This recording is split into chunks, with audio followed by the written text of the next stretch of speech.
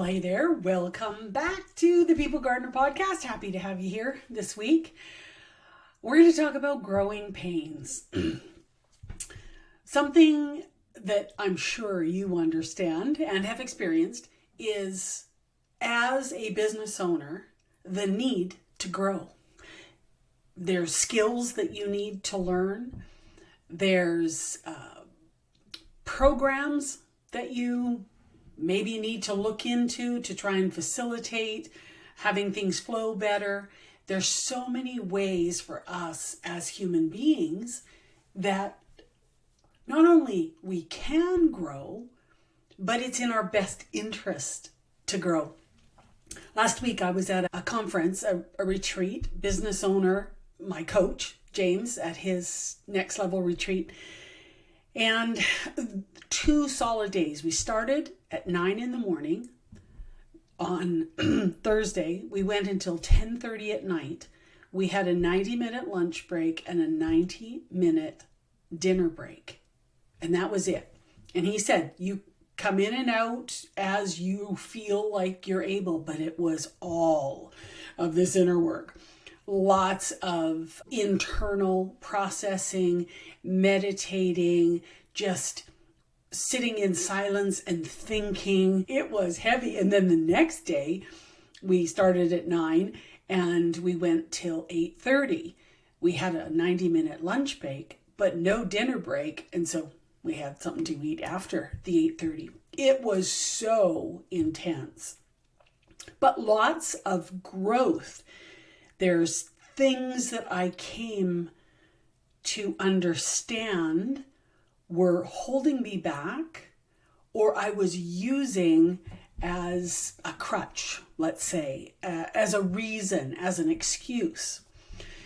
Well, one of the things that came up was when I was 20, I was in a car accident, a pretty significant one. I spent a week in hospital, and then I spent the next 9.5 months on crutches.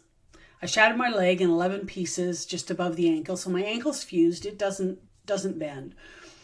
So the reality is there was huge change in my life. I was a very athletic person, very active person. And this was, everything ground to a halt.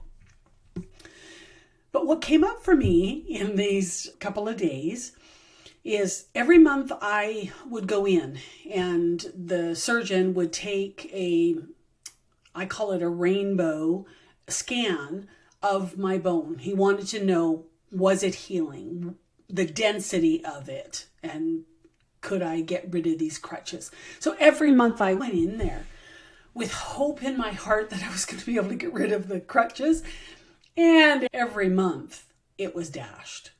And so the next month went in, same thing, next month. And hope hadn't been destroyed, but it sure got beat up because I kept on. Well, the things that I learned and that I grew during that time was I learned that it was no problem hopping on my right leg. I didn't have to use the crutches all the time. I got an incredibly overdeveloped right quadricep, but I could crawl. I could scoot along on my butt if I didn't want to use these crutches. There's options. So often we think we're stuck in something when if we just stop for a minute and look at it differently, then there may be possibilities of doing things just that little bit different. That wasn't the aha moment for me. What was is finally coming to the realization that I had internalized the you're not ready yet, as in my leg, my bone. Every month I went in, not yet, you're not ready yet, you're not ready yet. And for some reason, and don't ask me to get into my own psyche to understand where this is coming from, but it was so clear to me in these couple of days where there was all this inner work happening. That's what I have been doing in my own business. You're not ready yet. You're not ready yet. All of these little roadblocks that I put up myself. Oh, well, don't do that. You're not ready yet. Oh, well, no, you shouldn't go here because you're not ready yet. I was and have been basically sabotaging my own business because internally my subconscious is telling me, yeah, you're not ready yet. And so I would have this idea of, oh no, you're not ready yet. So now that I know that, and now that I'm aware of that, I have to work at changing the inner dialogue and making sure that I am telling myself, you are absolutely ready. You're ready to do this. You have 65 years of life experience. You've got all of these years in leading people and creating cultures and building teams. You have so much to share. So get out there and share it. So my question to you is, what is your subconscious telling you? What has it been saying to you? What are some of the ways that you could grow that you haven't been, that you maybe haven't even looked at? The other thing that I got thinking about in this growth, so for me, that part of it is, okay, listening. I need to grow in listening to my inner self, my subconscious, and what it might be telling me that is not true. Because I'm not going to completely discount my intuition, right? I mean, I think we all need to lean into our intuition when it's telling us something. Just, believe it and go for it. But I know for myself, something that I have had to grow into, and it's been incredibly painful, is letting go of control. I still find it quite challenging, but a couple of instances really come to mind in my life. The first is our oldest daughter is asthmatic, and she started having asthma problems when she was about 2.5. And we almost lost her 3 or 4 times. Her blood oxygen got so low. And in fact, once the ambulance came here to the house and she was in the 70%. And I mean, you should be up at 99, right? 100. And it was terrifying. And so what I did, which drove her nuts, is I would put controls in every place that I thought I could that would do the most to mitigate any possibility that she would have an asthmatic reaction. So in the spring, when the grasses and the cottonwoods were flying, I would, try and have her indoors. If it was at the lake, if you're swimming at night, you got to dry your hair, because if you get a cold, then it's going to go into your chest.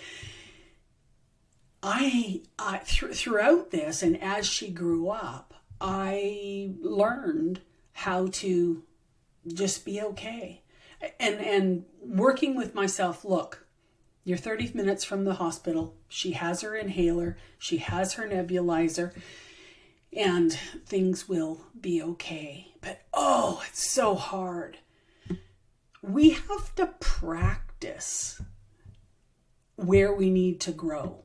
It's not just going to, all of a sudden, we're going to be patient, or all of a sudden, we're going to be happy not having control. We have to go through all these things and really work at them and practice until they actually become something that is kind of innately in us. We become that person who is happy to let go and be at peace. And I have been at peace. Another thing, same daughter with her addiction. Oh man, it was so difficult. I mean, as a parent, you want to be able to fix and solve all the problems, right? But you can't. It just is not possible, nor would it be helpful. And working through that, just stepping back and being okay. I mean, I felt guilty because the trust was totally destroyed, right? And you feel like you're such a horrible person that you don't even trust your own child.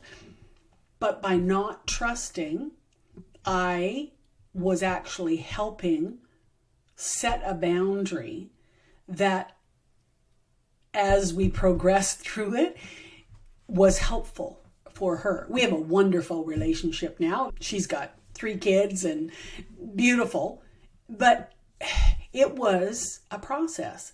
And I absolutely could not have the empathy and the compassion for other parents or anyone that has someone with addiction in their life if I hadn't gone through this. And so I actually grew and I became okay with not trusting. For me, that just hurt. That was such a horrible, horrible place. And it's like, oh, that is ugly. No, you should trust. And it was like, no, you shouldn't.